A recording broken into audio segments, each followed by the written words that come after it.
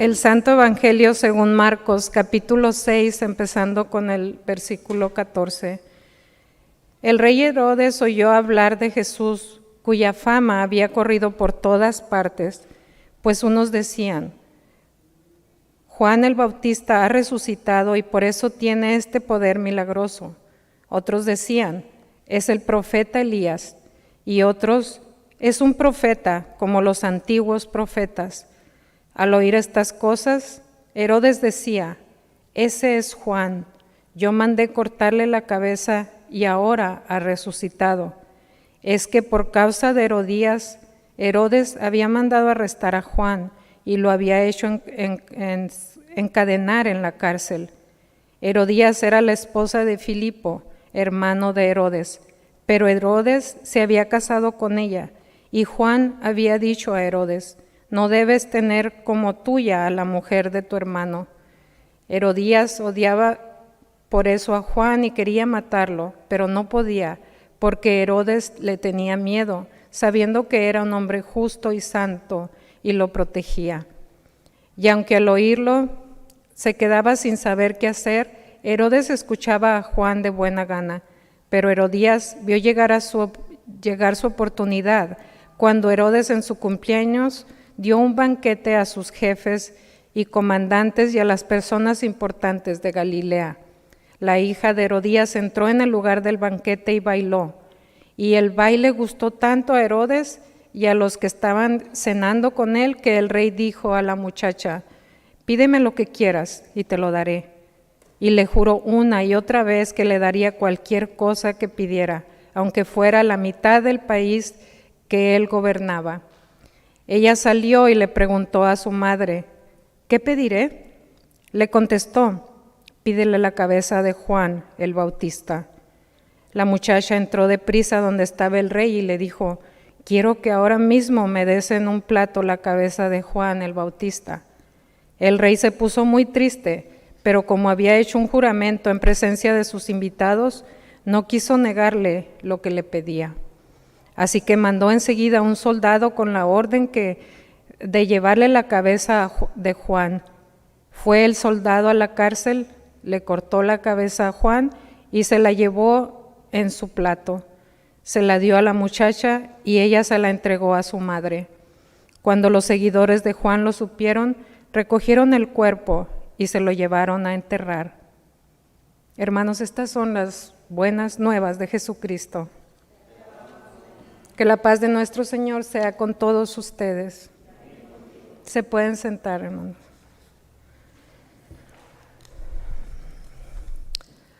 Cuando leí el Evangelio de hoy pensé: oh no, yo no quiero predicar hoy de este mensaje de Mateo 6, cuando Juan el Bautista es decapitado, especialmente hoy, cuando estamos celebrando una fiesta, celebrando la reapertura de la iglesia y un nuevo comienzo en nuestra comunidad de fe. La historia de la confrontación entre Juan el Bautista y Herodes Antifaz es uno de los relatos que queremos evitar a toda costa y con toda la razón del mundo. Recuerden que cuando Jesús le pide a Juan que lo bautice en el río Jordán, es cuando empieza el ministerio público de Jesús. Como vemos, esta es una historia complicada de la muerte de una de las figuras de mayor impacto en el ministerio de Jesús, Juan el Bautista, este hombre vestido de pieles, que se vestía de pieles de camello, rústico y de una apariencia áspera.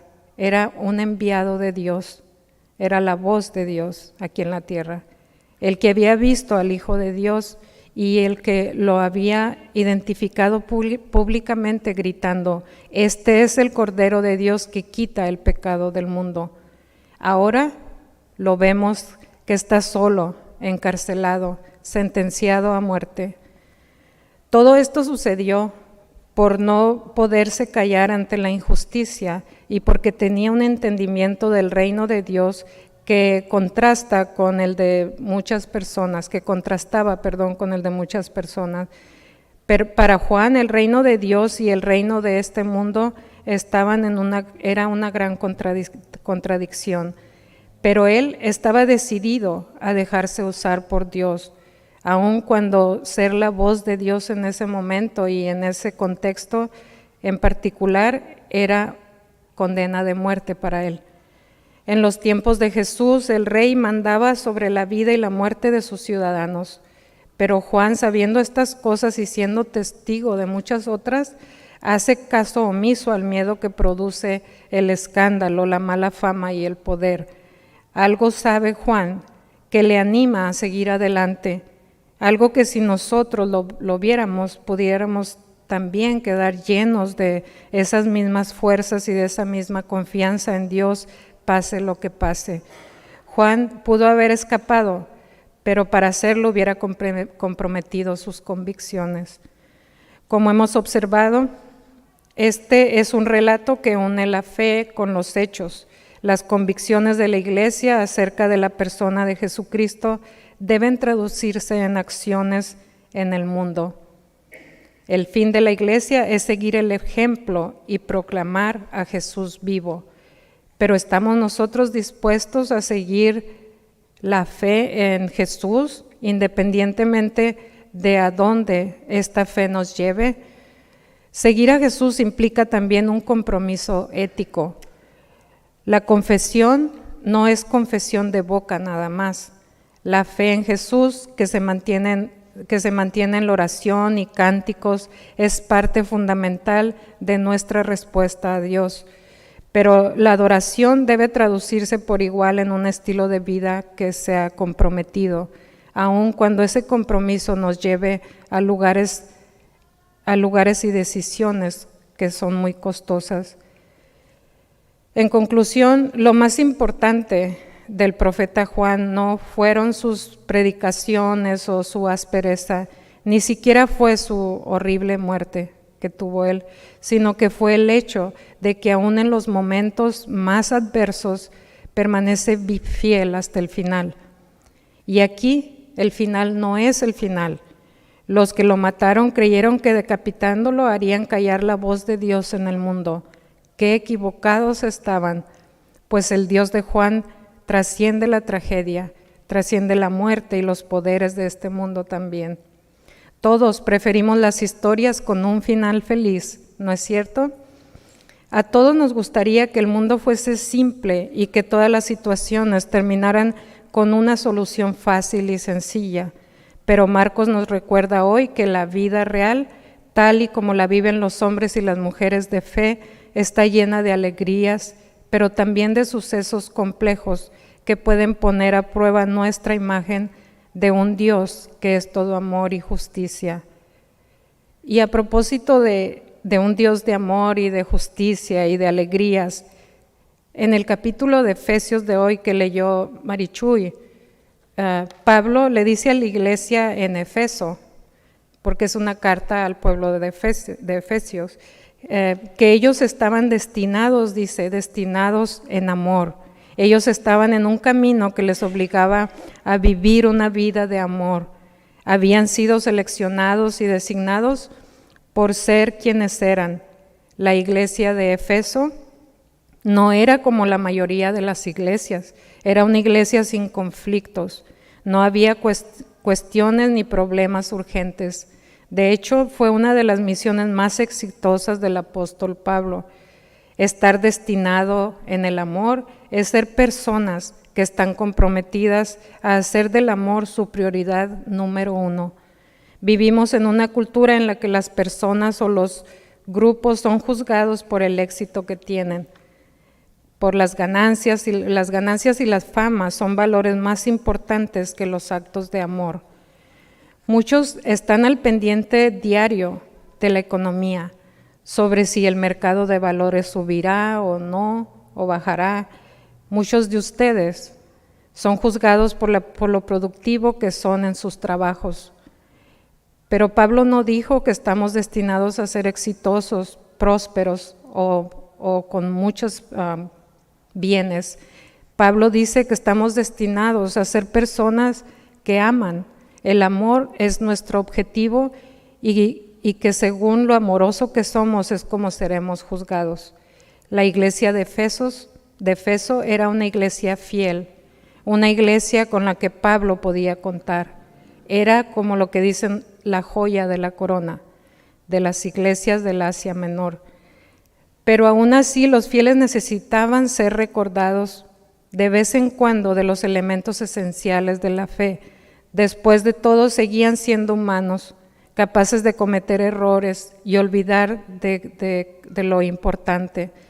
Pablo estaba tratando de elevar el nivel consciente de los creyentes y resumiendo lo que significaba ser la verdadera iglesia de Dios. Y esto me recuerda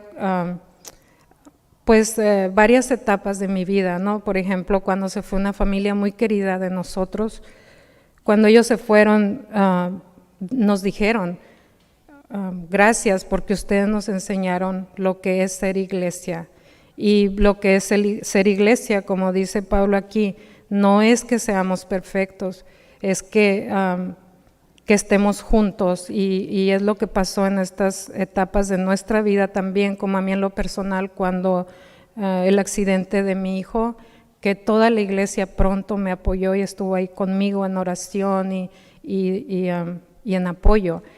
Cuando a través de la vida de Jorge, que ha estado tan enfermo, de mi hija, siempre la iglesia ha estado ahí. También nos tocó con nuestro querido don Luis, que también estuvimos ahí siempre juntos, y de eso se trata la iglesia, hermanos, de estar unidos y de acompañarnos en el gozo y también en la tristeza, ¿no? Y eso me recuerda a este pasaje de Pablo cuando habla de que necesitamos también ser recordados de los elementos de la fe y que lo más importante es el amor. Y volviendo a la carta, dice con este mensaje acerca de la gracia de Dios, dice que el mensaje es principalmente, el mensaje de Pablo es principalmente de lo que Dios hace, no lo que hacen los fieles.